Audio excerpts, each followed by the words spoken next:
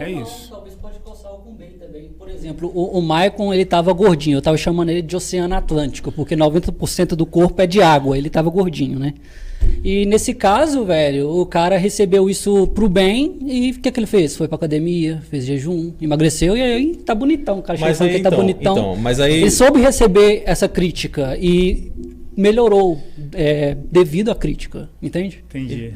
A pessoa talvez possa se reeducar ao invés de se sentir vitimizada, sou vítima, tá me ofendendo, e tentar receber aquilo pra melhorar. Eu sei que a gente já deve estar estourado de tempo, mas é porque isso eu acho que resume bem tudo isso que a gente está falando em concreto. Que a grande diferença é porque você fala com mulheres e eu falo com homens. E o que acontece é que é diferente. Sim, é diferente. Como você recebe. mesmo falou, quando um homem fala esse tipo de coisa, se o homem principalmente souber lidar com isso, ele vai lidar de uma maneira positiva. Fala assim, verdade, porra, eu tô gordo, preciso perder peso. Você jamais pode falar isso pra uma mulher. Né? Jamais, porque como você bem falou isso, todo mundo sabe, elas são mais sensíveis, elas vão ficar mais ofendidas e isso no final das contas não vai ajudar. Mas é simplesmente porque a linguagem masculina é outra e a linguagem masculina é uma e a linguagem feminina é outra. Ponto. Não quer dizer que quem tá certo ou quem tá errado.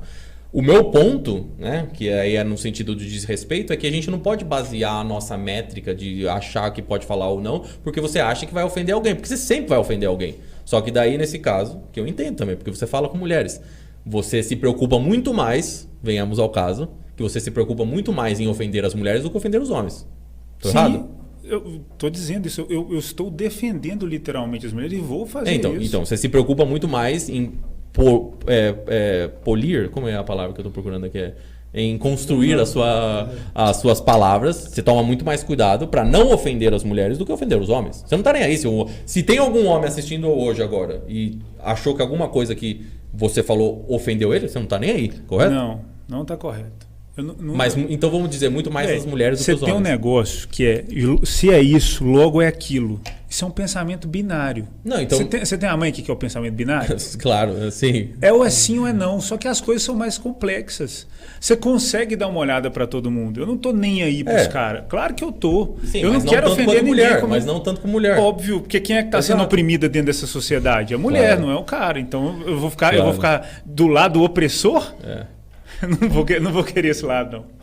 Eu prefiro ter a consciência do tamanho do problema e ficar do lado oprimido. Para tentar equilibrar o jogo. É o patriarcado opressor. Mas aí como que você lida, naquilo que você... naquilo que você falou logo no início, né? Que existe o feminismo e existe o vitimismo. Aí você acabou de falar que, que existe um lado oprimido. E qual que é a linha tênue que separa o lado oprimido do vitimismo? Porque qualquer pessoa que tecnicamente poderia ser oprimida, ela poderia usar aquilo como uma muleta e usar aquilo como se colocando na posição de vítima. Como claro, você a sua atitude. É a sua atitude. Mas como que nós conseguimos separar um vitimista de uma pessoa genuinamente na atitude oprimida? Da pessoa. O que a pessoa faz com aquele estímulo que ela sofreu? Suponhamos, a gente está aqui assistindo um podcast e tem uma plateia.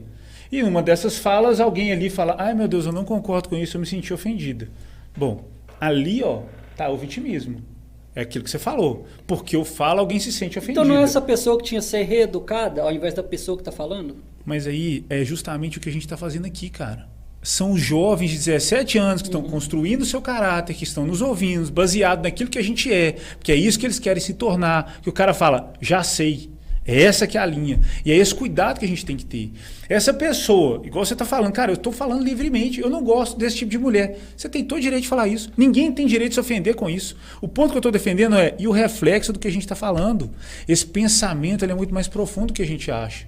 E é esse discurso, né, do masculinista, vamos chamar assim, nem sei se essa palavra existe, é que eu não concordo. Porque você está levando jovens a moldar o seu caráter baseado nisso, sendo que o cara devia enxergar a mulher como algo sensacional, que ele devia primeiro escutar e respeitar, para depois ele ficar julgando esse tipo de coisa, entender que esse tipo de julgamento pode gerar um problema nessa mulher, entender que isso pode culminar numa violência física ou psicológica. Mas você falaria exatamente essas mesmas palavras para uma mulher, para um cara? Você tem que olhar para o homem de uma maneira sensacional, você tem que respeitar ele, você tem que ver ele como se ele fosse esse indivíduo especial que ele é.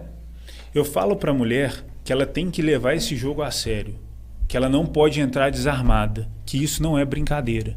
E falei aqui que a partir do momento que a gente define o que a gente não quer, Tudo é possível. O amor está justamente naquilo que a gente não definiu. Agora, nem para o homem nem para a mulher eu falo que você tem que ver de uma forma maravilhosa. Eu vou te falar da mulher. Que o homem tem que ver a mulher como um ser sensacional. Então, a diferença é que ao invés de dizer que você não pode escolher a mulher, você deve reparar se a mulher é gorda ou não, reparar se a mulher tem filho ou não, reparar esse tipo de coisa que está no que você consegue ver, você pensar primeiro que, peraí, cara, você não vive sem esse ser, não. Não fala mal de mulher, que você não vive sem esse ser. Tô dizendo que você tá falando mal, se aplicaria ao contrário. Mas exatamente. Eu concordo com você quando se trata de um ataque pessoal, direto para uma pessoa. Agora, igual generalizando assim, eu não gosto desse tipo de pessoa. Eu acho que não tem por que a pessoa se achar ofendida. Só porque ela é assim. Eu acho que se fosse um ataque pessoal à pessoa, eu acho que seria paia da parte do cara. E seria muito filho da puta atacar a pessoa assim. Não tem por que a pessoa se sentir ofendida. Se ela se sente ofendida, isso é vitimismo. Mas isso gera um reflexo nas pessoas que estão nos ouvindo. E a ressonância disso é que é o problema. É o discurso que vai crescendo. Aí vão criando vertentes. Hoje a gente tem Red Pill e tal, mas daqui a pouco vai nascer uma outra coisa aí. É sempre baseado no isso aqui é desse jeito e pronto, acabou. Por isso que eu bato tanto na complexidade das coisas. Qualquer extremista, ele resolve a coisa em 2 palitos. É assim, assim, assado. É desse jeito e pronto. Por isso que eu tenho tanto medo do pensamento binário, sabe? Aquela coisa do é fácil. Não é. Cara, olha só, nós 4. Cara, cada um tá discordando um trem aqui. Mas eu acho que você multiplica isso por milhões de pessoas. Mas eu acho que você, Luiz, o Maicon, a gente chegar e falar o que a gente pensa, com liberdade de expressão de falar o que quer, não vai gerar tanto problema quanto a cultura do nosso país. Por exemplo, o funk que toca em todo lugar, é cultura aqui, já fala um tanto de besteira e deixa a mulher como se fosse uma cachorra, uma cadela, não sei o quê, trata ela como se fosse uma vagabunda e tá tudo bem pra todo mundo, então não vai fazer diferença o que a gente fala. Eu vejo que se a intenção também... Esse ponto que você trouxe é a chave, porque se realmente a gente se a educação do país inteiro vamos nos preocupar com o bem-estar das mulheres, que eu acho que deveríamos, claro que deveríamos nos preocupar com o bem-estar das mulheres, é importante, né, como sociedade. Se a gente fosse se preocupar com o bem-estar dela, vamos acabar com o abuso, vamos conscientizar os homens de que isso é algo que é crucial, né, como num nível pessoal das mulheres com que você se relaciona e num nível social também de termos uma sociedade saudável. Se a intenção realmente fosse essa, né, como você falou... Aí vão voltar pra ditadura, porra. Vão colocar censura na porra toda. O meu ponto se essa for a intenção, é muito mais inteligente a gente bater nessas questões como propriamente o funk, que tem um poder muito maior do que qualquer coisa que a gente pode falar aqui num podcast. Não só o funk, com qualquer tipo de arte que possa ver como ofensiva. Porque daí você vê, né? Porque nesse sentido aí a liberdade de expressão conta, né? As novelas da Globo iam acabar. Então, e é por muito mais a gente parar pra pensar nessas músicas aí que senta aqui, senta ali, vai descendo, do que, o cara falar que num podcast aqui sobre relacionamentos. Eu vejo que muito se fala na questão de igualdade de direitos, mas ninguém fala sobre igualdade de deveres. Eu acho que é isso que falta colocar na cabeça das pessoas. E a questão da autorresponsabilidade é um dever também.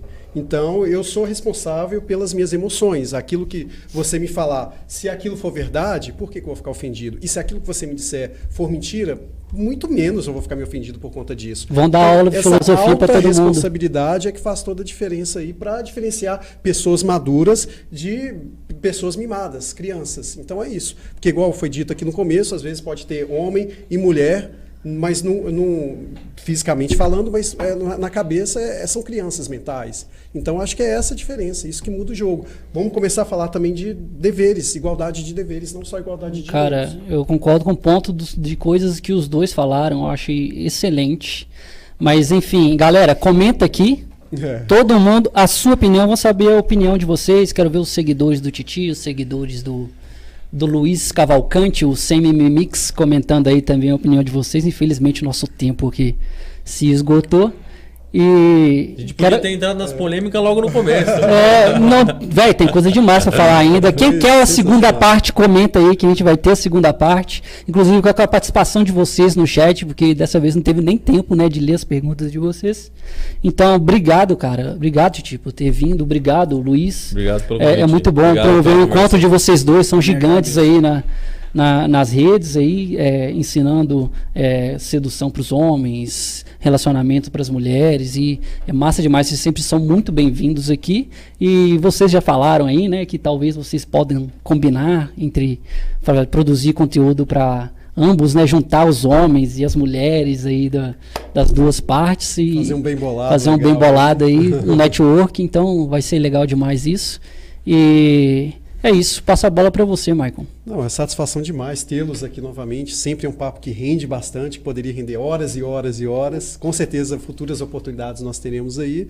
E satisfação imensa ter vocês aí, cara. Acho que a pluralidade de ideias é o que constrói uma sociedade saudável. E é isso que falta hoje na nossa sociedade. Pessoas abertas a ouvir o diferente. Quando você só ouve aquilo que você concorda, você fica bitolado, aí começa a se prender a rótulos, virar pessoas simplesmente dentro de uma caixa. E que debate gostoso, né, cara? Com respeito, ninguém desrespeitando ninguém, com baixaria, quando é duas pessoas intelectuais que sabem conversar, é outro nível, né, Maicon? Não,